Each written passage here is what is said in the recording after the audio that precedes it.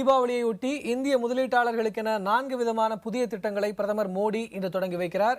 ஏன் இந்த திட்டங்கள்? அரசு இதில் என்ன எதிர்பார்க்கிறது? பார்க்கலாம்.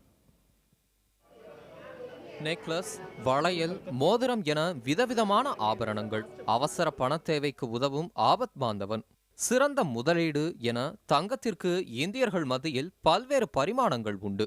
இந்தியாவில் வீடுகளிலும் கோயில்கள் போன்ற அமைப்புகளிலும் சுமார் 20,000 டன் தங்கம் இருப்பதாக கூறுகின்றன ஆய்வுகள். இந்த தங்கத்தில் கணிசமான பகுதியை சந்தைகளுக்கு கொண்டு வந்து சுழற்சி முறையில் பயன்படுத்துவதுதான் அரசின் திட்டம். இதற்காகவே தங்க டெபாசிட் திட்டம் உருவாக்கப்பட்டுள்ளது. இது தவிர தங்கத்தை முதலீட்டு நோக்கில் வாங்க விரும்புபவர்களை இலக்காக கொண்டு தங்கப்பத்திர திட்டம் உருவாக்கப்பட்டுள்ளது. இதன் மூலம் பொருள் வடிவில் தங்கத்தை வாங்குவது குறையும்.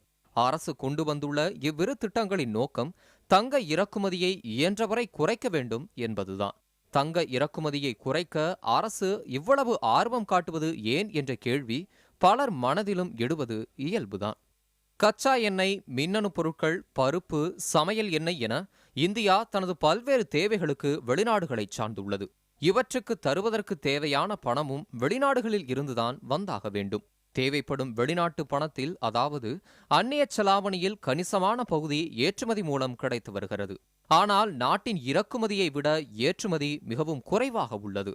நாட்டுக்குள் வரும் அந்நிய செலாவணியை விட வெளியேறும் அந்நிய செலாவணி மிக அதிகளவில் இருப்பது பொருளாதார ரீதியில் நல்லதல்ல. எனவே அந்நிய செலாவணி கையிருப்பை பெருக்கிக் கொள்ள ஏற்றுமதிகளை அதிகரிக்கவும் அந்நிய முதலீடுகளை ஈர்க்கவும் நடவடிக்கைகள் எடுக்கப்பட்டு வருகின்றன. மறுபுறம் இறக்குமதியை இயன்றவரை குறைத்து அந்நிய செலாவணியை மிச்சப்படுத்தும் முயற்சிகளும் எடுக்கப்பட்டு வருகின்றன. இந்த வகையில் நாட்டின் ஒட்டுமொத்த இறக்குமதியில் கச்சா எண்ணெய்க்கு அடுத்த இடத்தில் இருக்கும் தங்கத்தை அரசு குறிவைத்துள்ளது.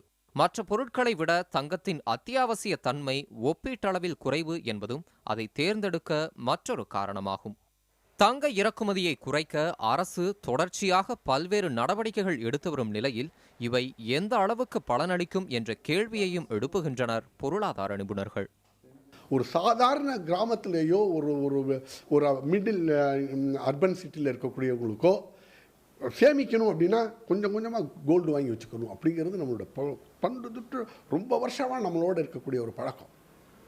அதை இன்றைக்கி நம்ம எப்படி மாற்றிட்டு இல்லை எனக்கு ஒரு பேப்பர் போகும் அப்படின்னாக்க அது இந்த ஜெனரேஷன் இப்போ உள்ள யங் ஜெனரேஷன் அவங்க 30-45 வயசு அவங்க அந்த மிடில் ஏஜுக்கு வரும்போது தான் அந்த அந்த பழக்கங்கள் மாறும். அது இப்போவே மாறுமா அப்படிங்கிறது ஒரு பெரிய பெரிய கொஸ்டின் மார்க். இந்திய மக்களை தங்க மோகத்திலிருந்து மீட்டெடுப்பது சவாலான பணி என்கின்றனர் நிபுணர்கள். தங்கத்துக்கு இறக்குமதி வரியை அதிகரித்தல், பங்குச்சந்தை, மியூச்சுவல் ஃபண்ட் உள்ளிட்ட மற்ற வகை முதலீடுகளை ஊக்குவித்தல் என அரசு எடுத்து வரும் நடவடிக்கைகள் எந்த அளவுக்கு பலன் தருகிறது என்பதற்கான பதிலை காலம்தான் சொல்ல முடியும். புதிய தலைமுறைக்காக செய்தியாளர் பத்மபிரியாவுடன் சேஷகிரி.